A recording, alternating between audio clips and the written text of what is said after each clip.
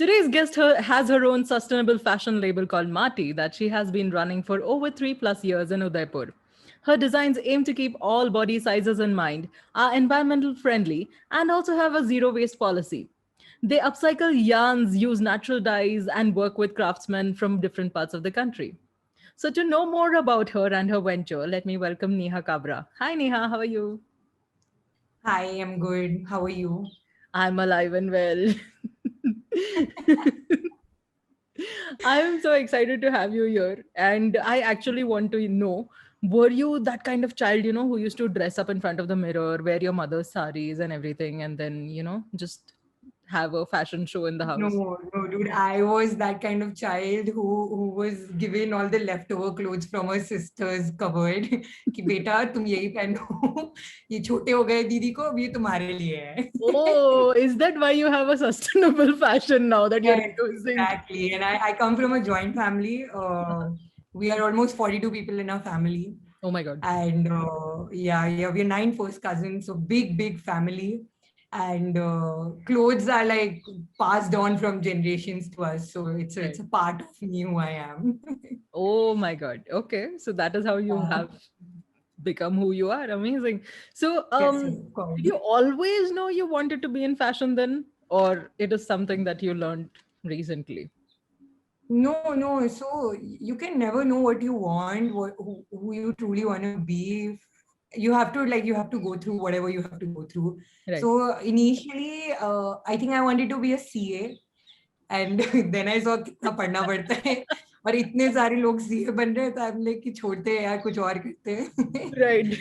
And then I was inclined towards creative fields, Hmm. and that's when I think fashion designing was picking up. It Okay. became a thing when I was probably in the 10th or 11th, and then I decided, okay, yeah, this is when I want to go to and do this, and it looks nice, sounds fancy. Also, as long as you can create. So that was Right. something I wanted to do. Hmm. I wanted to create. Now I did not know what. Was it cars? Was it clothes or what? Okay. So then this happened, and I was in this journey. And then I went to Hyderabad, studied, prepared for design schools. Then I realized, oh, there's so many people doing designing, and it's literally a maramari in designing field, and it's a field of exploitation. Right. Exposure is used as the currency for internship. Yes. Oh my God. I too was And but it same. was fun. It was fun. I got to meet so many people, and I also meet people who are not in the creative field, and that's when I realized, oh, I'm so blessed to be here, right? Right. Because you're constantly looking at things in a very different way. You have a perspective shift all the time, Mhm. which I really like. Oh, Yeah. nice. I think that happens, right? As you grow, you realize that there is something different that you like, and that process helps you become who you are. And I Yeah, feel that whatever you've done till date never goes to waste, because that builds you up and then gives you the skill set that is very necessary to be what you are today, yeah, which is very nice. And I'm glad that you figured out what you wanted to do and are not a CA, because then we wouldn't yeah. have been able to see such beautiful designs.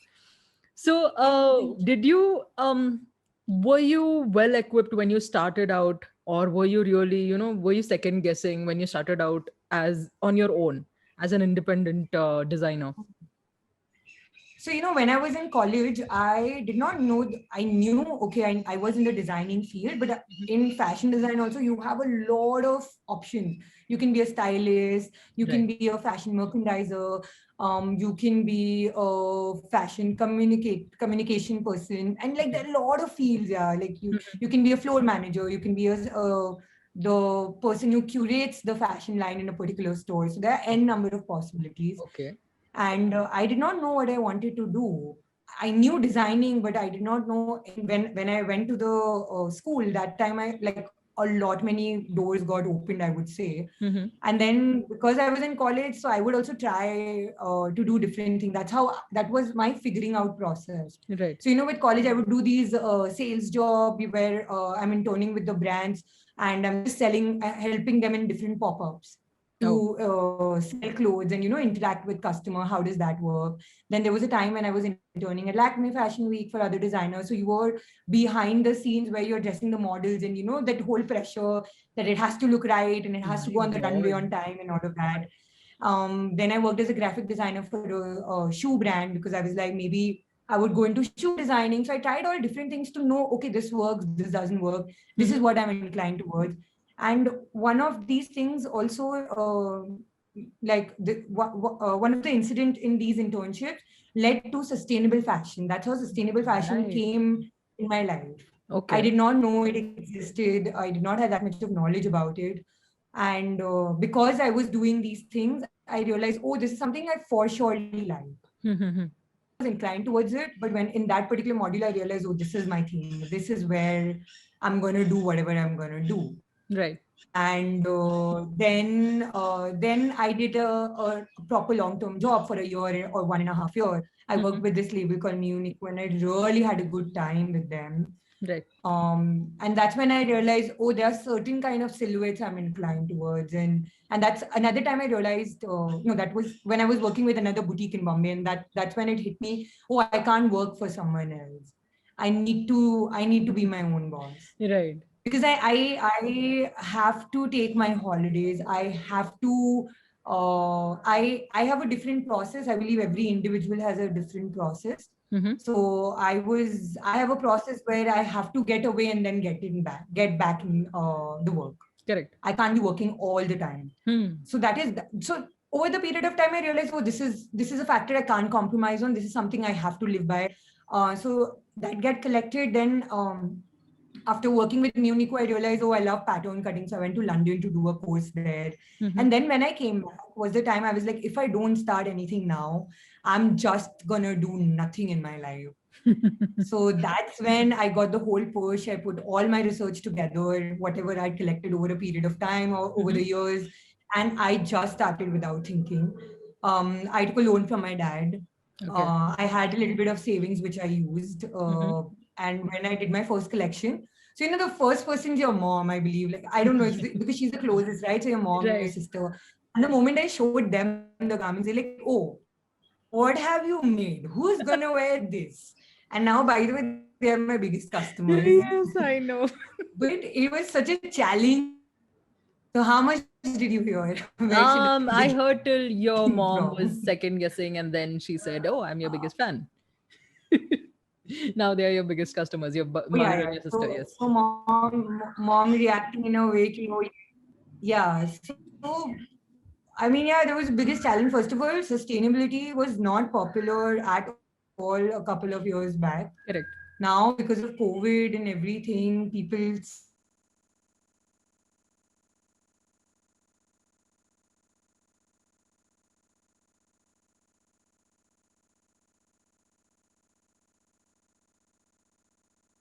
are much more aware about it. They understand what quality is and what comfort clothing is and how can they be more careful about the environment. But a couple of years back, it wasn't that popular. So if people liked my clothes because, they were different. And of course, cotton feels really good on your skin, and the softer fabrics, the natural fibers feel really good on your skin. So that was the reason they were picking my garments, and I was trying to preach sustainability. And I've told people, like, if you can't relate to the story, then don't buy it. It's okay. If you're not going to wear it more than once, then don't buy it. Right. I'm very happy holding the clothes, but not selling it just for the sake of it. But I had that privilege because it's not providing me bread and butter. You see, I live in I belong from a decent family, and I'm not dependent for my basic food on brand. Now I am mostly, but before I wasn't. When you started out, yes. So it was slightly easier also. It I got that push that I had slightly a good head start. That I was independent, but at the same time, of course, introducing a new concept is slightly difficult. Right. So my question was that when you started out, you said that it was not your bread and butter, so you had the privilege to start out on your own. But then how did you push the initial collection? How did you sell it to the audience, and how did they receive it?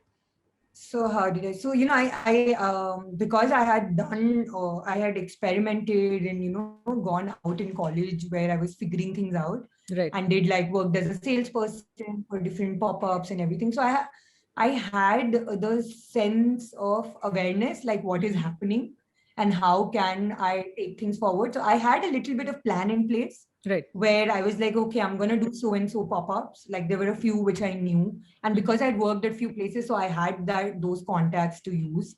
Hmm. Um, I had the brands I'd worked with, they also supported me. They also gave me like a lot of stylist numbers and like, they also put me in touch with few people.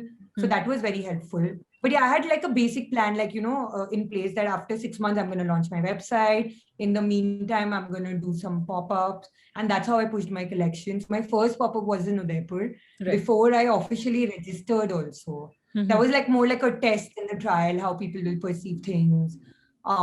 Because after looking at my mother's reaction, I was like second guessing myself. I'm like, what? If you are saying this, then to Connie Penega. So that was. All But moms then are when I like did that. that, yeah, I know. It's actually the closest one. Sometimes they put you in that self-doubt Yes. situation by no fault of theirs or ours, I believe. But okay. Then I did that first exhibition in Udaipur, and the kind of response I got was really nice. I got a lot of appreciation. I got people were open to understand where is it coming from, what has the journey been like of the collection, how was it inspired, there was a story behind it, and people were ready. Like I was having conversation with people, and I could get the ball moving. Right. So that's when it hit me like, okay, it's gonna pick up. And of course, my mom also started believing in me that time. Because she constantly helped me. Okay, I can't do it without her for sure. Right. So then we did our second exhibition in sorry. We did a second exhibition in Bombay, and then we Oh, did then I think I've done more than 20-25 pop-ups in 3 years. We okay. did Hyderabad, we did Kochi, we did Jodhpur, we did Ahmedabad, like a lot of places we went around, and it was very helpful because we could connect to audience 101. We could also preach. So instead of selling, it also became a medium where we were talking about sustainability. Correct. So I believe the more and more the awareness is, automatically people start knowing and then people start buying. It becomes like a ripple effect. So that happened, and now I can see the difference. I can see the change, and also because of the whole COVID scene, people. I'm not an online shopper, but I can see people buying things online. I give the facility where I like to talk to customers even who are online 101. So if Oh, you have any size doubt, because I don't prefer too much of exchange or too much of too many parcels to and fro, because that right. also leads to a lot of carbon footprint. So just to avoid, like, whatever we can do our bit to minimize things. Of course, if there is a problem, I'll change it. Not like I will not. But like if you talk to me, then I can guide you better, like what will work, what What will will work, not what work. will work, right? And I can help you. I can also understand like what is that you are looking for. And so it's just like smoother process, very 101, very personal thing. Yeah. Okay. Wow, that's interesting because that is the first question that comes to your head, right? When you have designed something, how do you sell it to the audience? And Yeah. well, you've done exhibitions all over the country, which is really amazing, and you've put in that much effort to travel and let people know that, hey, this is my brand. Because if you just start out and you post it online, it is very difficult to catch hold of the attention of the audience, which is good. Yeah. Yeah. Yeah. So, well, is what you're wearing one of your own designs, Mati? Yes, yes. So it's one of the I want to just show off. Yes, please do. So it's I I the kind of clothing I design Uh-huh. is about the modern women who wants to go out but also wants to be comfortable, Right. because I believe the more comfortable you are, your productivity increases. I don't want to be in my workspace or in my day thinking about, oh, are the pants looking good, are my pants matching with my top, is my top like going too up, is my skin revealing or not revealing. Mm-hmm. I mean, I can't live with so many doubts. There's enough to worry about. This is something we can leave, not to worry. And the other things it's inspired by is, there was a time where I was detected with PCOS. Oh. And my doctor also said that, tight clothing also leads to such problem. It can be one of the reasons, added reasons. Of Okay. course, other than lifestyle and all. So Mm-hmm. I thought, then if that is so much of a problem, then why not like make clothes which will let you breathe and let you be? Correct. And then those studies and facts have shown that if you wear polyester on your body, then Mm. your body absorbs the plastic. Oh. So basically you are consuming plastic on your body. Your skin is the biggest organ, right? Mm-hmm. So That's it's true. absorbing plastic. You are releasing microplastic in the air. You're absorbing microplastic in your body. And I'm like, wow, like why would I want to harm myself? Or like if I'm making it for somebody, why do I want to be part of any such kind of processes? Mm-hmm. So not like I wasn't very like super sustainable when I started, but Mm. I knew like, okay, this is the direction I want to go in. Right. And then I kept looking for alternative options. Mm-hmm. So now, we use the fabric is produced in Bengal. It comes from loom. I like handloom fabrics because, especially khadi, because Okay. it has very minimum water consumption Mm-hmm. and no electricity consumption. So very minimum carbon footprint that way. Of Right. course, when it travels here, it has its own footprint. But then I didn't want to displace people for my own benefit. I Mm. believe that's not sustainable either. Correct. So you also have to prioritize what are your values and how you want to keep them. Mm-hmm. Then we use zero waste policy where literally all the scraps we segregate and we see what can be made. So we Right. make mending plates, we make scrunchies, we make smaller wallets, we're making hats, we're doing smaller stuff from that. Yes. Yes. I've The seen. colors we I've seen. use are chemical free. Mm-hmm. Sometimes we use natural dyes, but there are times when we use azo free dyes, which are very chemical free, eco friendly. Mm-hmm. But we are trying to use natural dyes because they are much more better for the environment and the colors are very soothing. Right. Mm-hmm. So white comes from limestone, black comes from iron oxide, red comes from gulmohar or palash, sometimes madar ka chhal also. Oh. Okay. Green comes from spinach, yellow comes from haldi, blue comes from indigo. So, if you get your primary colors, you try and you You mix and can match mix and and get create. whatever you We want. also use a plant gum so our colors don't bleed. We hand wash them at home because I believe dry cleaning using petroleum is not very sustainable either. We are just like thinking it through what all points we can make sustainable. We have fully plastic free packaging. Right. So we are using cornstarch bag, which can be decomposed if like exposed to Earth. proper Yes. If you. decomposing sides, then it will just take 9 months to decompose completely. Wow. Yeah. You have been practicing Yeah. So sustainability it's been a and. journey. It's been a journey. It takes its own time, but not like first day only I had sustainable packaging. It took me 3 years to figure out how can I get my resources right, who's Mhm. ready to do the quantities I want, and then how can I integrate it in my business. So yeah. Oh, so it has been a journey to find Yeah, yeah. your craftsmen, to find proper yarns, proper Yeah. colors, and everything. But I think Yes. Udaipur, Jaipur is known for those block prints and everything, right? And they do it Yeah, with. so Jaipur too is definitely known for block print. It's beautiful. I'll tell Yeah. you more about it. Sorry, you were asking me something. No, no, no. I was just saying that it's like it's a journey. I know that it's a very long journey to be where you are and to find the right resources. And well, it looks very beautiful on you, your design. I think we are color coordinating Yes, today today. we are color coordinating, and that too, it's not planned. I swear. Yeah. We just switched on the cameras and we knew that we look similar Oh today. yeah. It's because we've been vibing, I guess. Yes, we have been.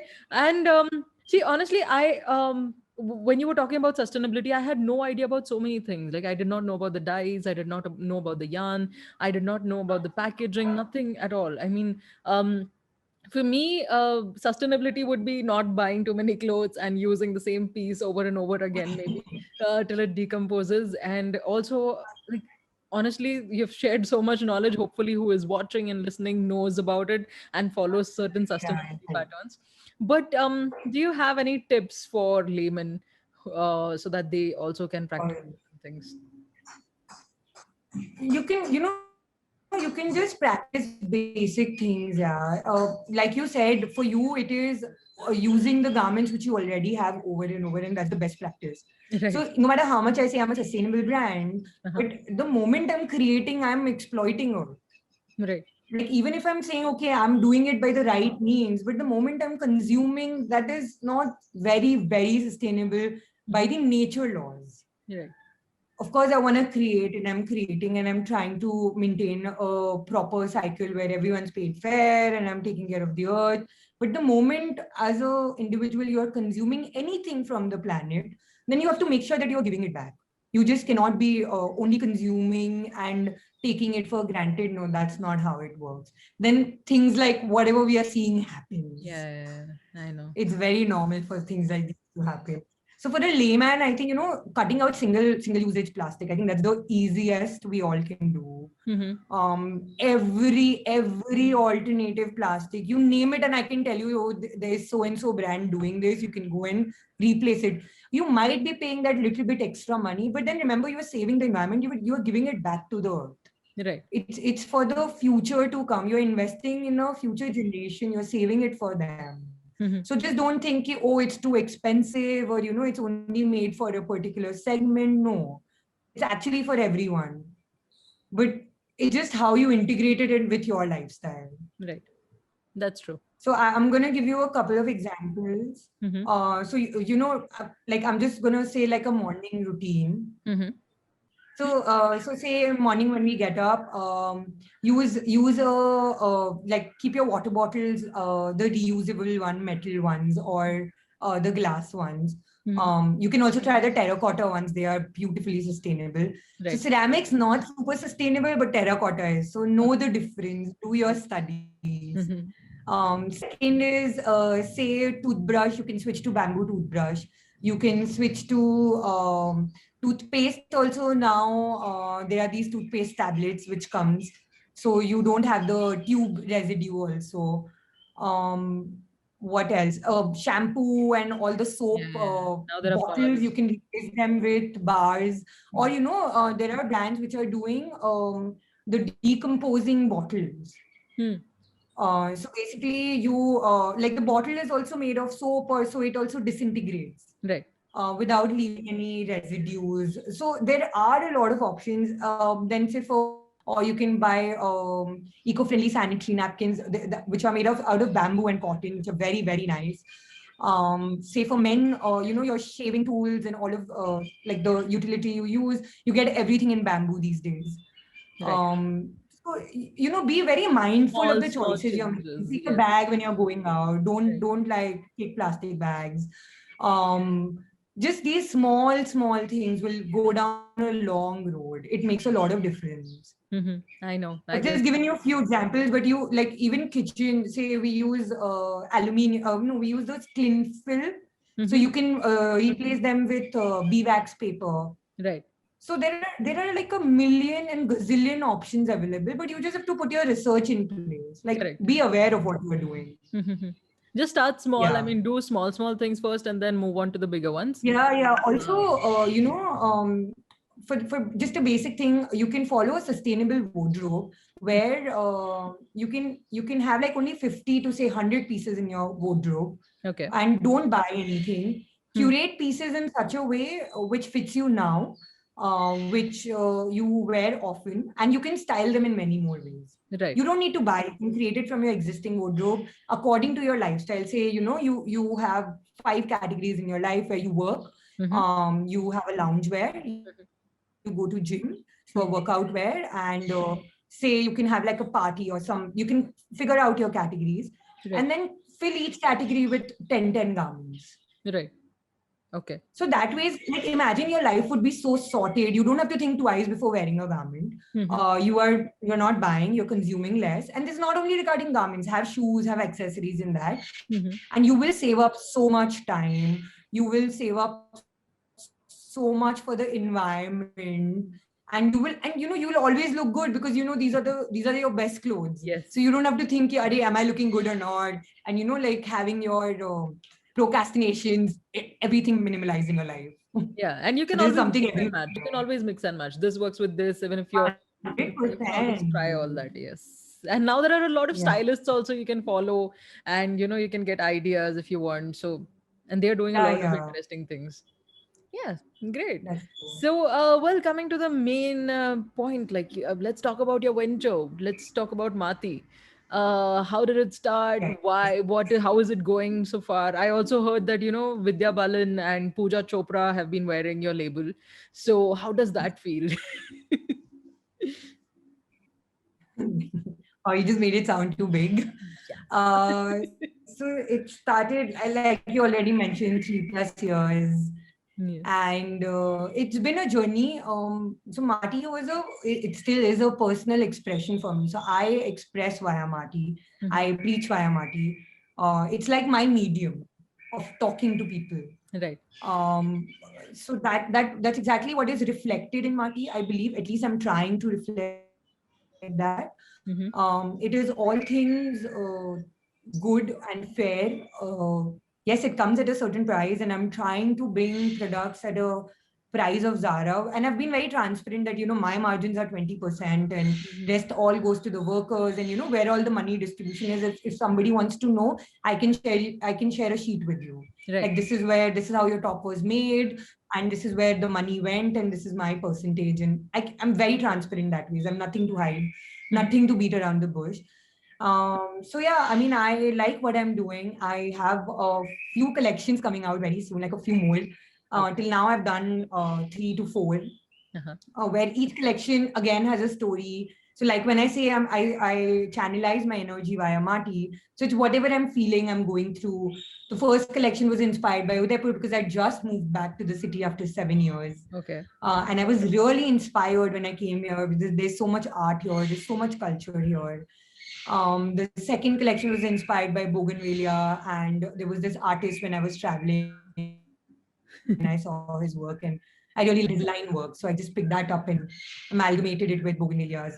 The third collection was inspired by the situations of life, like going high and low Right. and crossing paths with people and figuring our moods out. So it was a very fun and that kind of collection.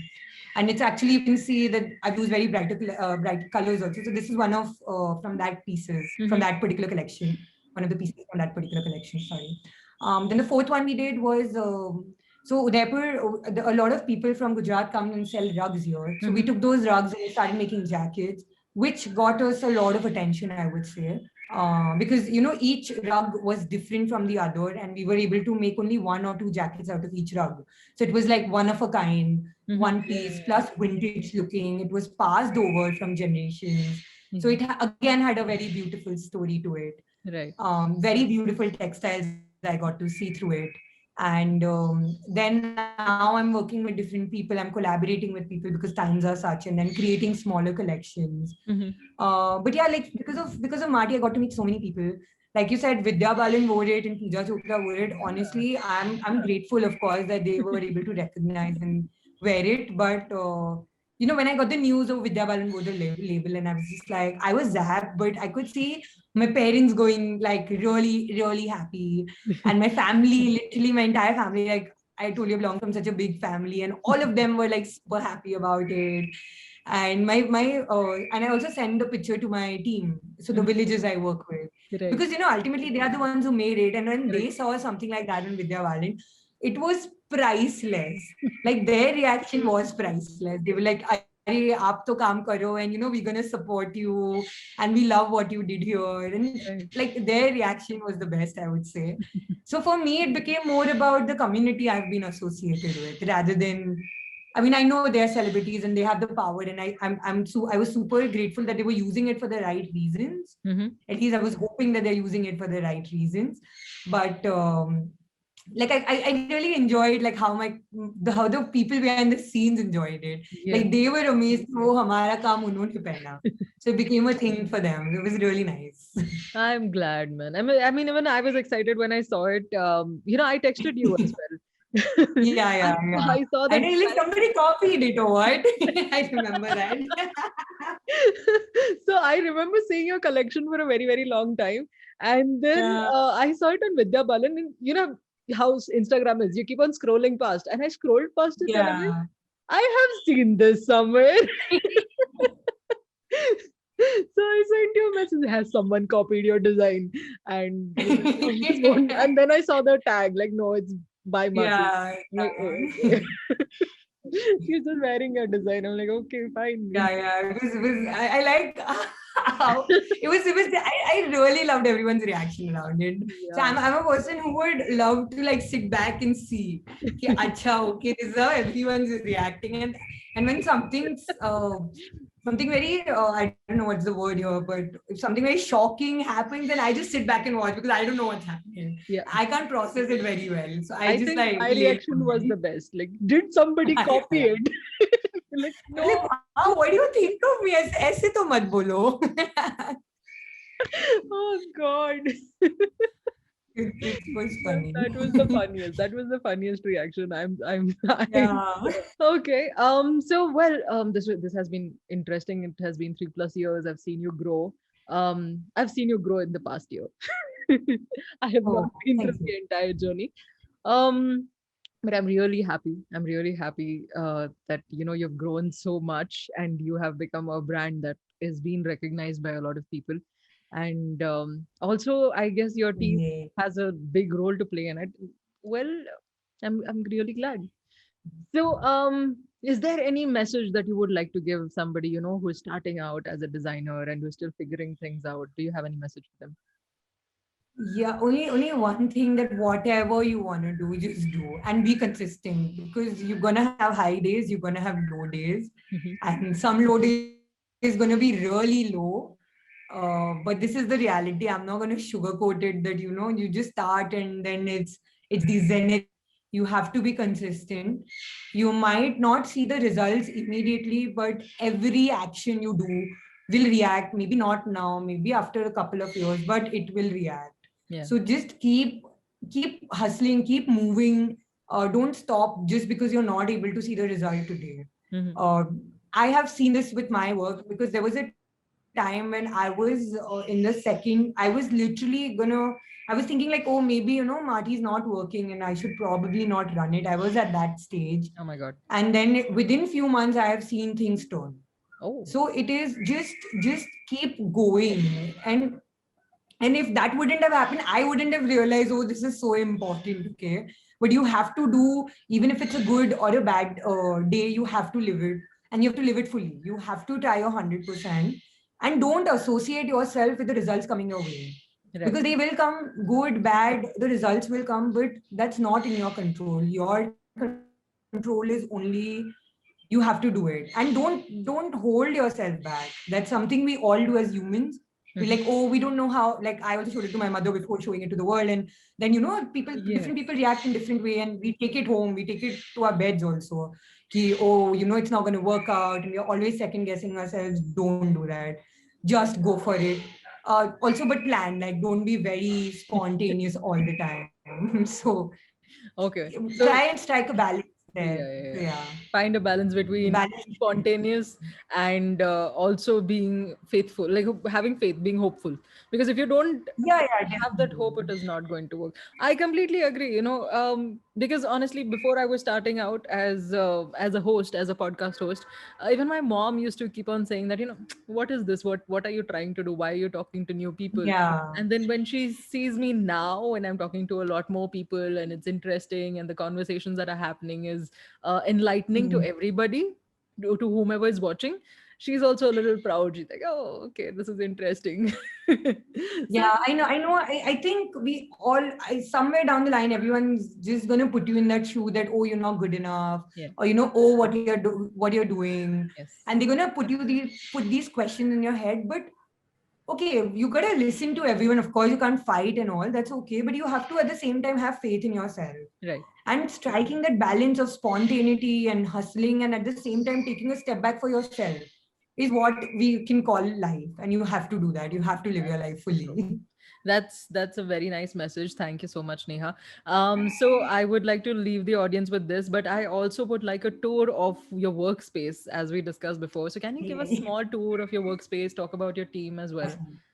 Okay, my team is in different villages. So one of them I found for COVID's first wave Right. in Udaipur, near Udaipur. So there's a village, and that's where I found them. Mhm. The second I found is near Gadsinghpura. Okay. It's near Jaipur, closer to Jaipur. Okay. And the third was in Bengal, who does the fabric. Okay. So wait, this is like a room in my house, and it's like my studio, my workspace. Mhm. And I just did it right before COVID's first wave. I was lucky to do that because now I have a place to operate from. Yes, that's And true. it's very important to have your own space, I believe. So this is a This is very bamboo rack we have made. nice. So people come here via appointments. Mhm. We did like very minimal furniture here. So Mhm. we did like only 2 cupboards, Oh and it's wow. this one big working table for me. Is I that love light. okay? No, Sorry. I'm sorry to cut you off. Is that are there fabric samples that are hanging? Yeah, I'll show you. So Okay. unfortunately, they're against the lights. I'm not sure how much. Okay. So you sat down. Great. Yeah. Thank you, Neha. Thank you for the tour. It was a great experience talking to you. It was very enlightening to know more about fashion and sustainable fashion and sustainability, and also your journey in Mati. Hopefully, you will grow and go places. And I hope to see you in maybe newspapers so that my mom and your mom also start believing. Yay. Oh, there have been articles in the newspapers of Calcutta and Hyderabad, but not Pune yet. So yeah, Yes, yes. So one Pune. day. One day. So once you come in Pune, I will post it on my timeline as well.